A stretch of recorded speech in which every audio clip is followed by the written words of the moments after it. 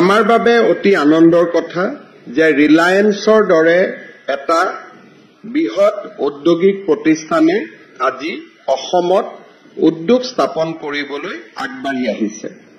প্ৰায় 250 কোটি টকাৰ এই প্ৰকল্পটোৱে 300 ল'ৰা ছোৱালীক প্ৰত্যক্ষভাৱে নিযুক্তি দিব আৰু পৰোক্ষভাৱে প্ৰায় 1000 লোকক কৰ্মসংস্থাপন দিবলৈ সক্ষম হ'ব।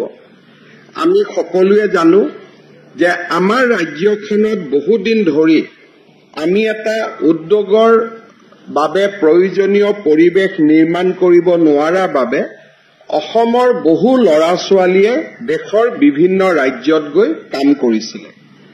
আজি আমি লাহে লাহে অসমত উদ্যোগীকৰণৰ পৰিৱেশ আৰম্ভ হোৱাৰ লগে লগে অসমত বাহিৰত কাম কৰা বহু ল'ৰা ছোৱালীয়ে অসমলৈ উভতি আহিছে বা বাহিৰলৈ যাব বিচৰা বহুত ল'ৰা ছোৱালীয়ে এতিয়া নিজৰ ঘৰৰ কাষতেই কৰ্মসংস্থাপন পাবলৈ সক্ষম হৈছে।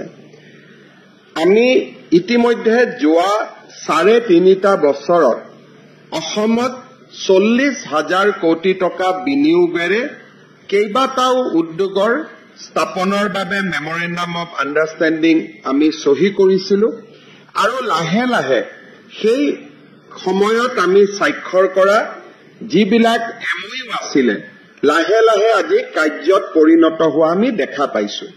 আমাৰ এডভান্টেজ আছাম সন্মিলনত অংশ ল'বলৈ ৰিলায়েন্সৰ চেয়াৰমেন আৰু মেনেজিং ডিৰেক্টৰ মুকেশ ধীৰুভাই আম্বানী ডাঙৰীয়া আহিব, টাটা চান্সৰ মেনেজিং ডিৰেক্টৰ আহিব।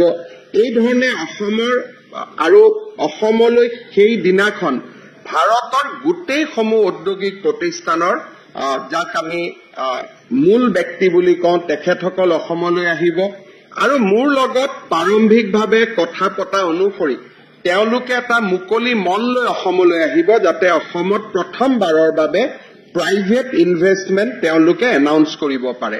আৰু যদি আমাৰ অসমত আমি এটা সুন্দৰ ঔদ্যোগিক পৰিৱেশ এটা যদি আমি দিব পাৰো তেতিয়াহ'লে মই ভাবো যে আমাৰ ৰাজ্যত এইবাৰ যি প্ৰাইভেট ইণ্ডাষ্ট্ৰী অহাৰ এটা ডাঙৰ লক্ষণ আৰম্ভ হৈছে এই জাৰ্নিটোৱে আমাৰ অসমক বহু ওপৰলৈকে লৈ যাব।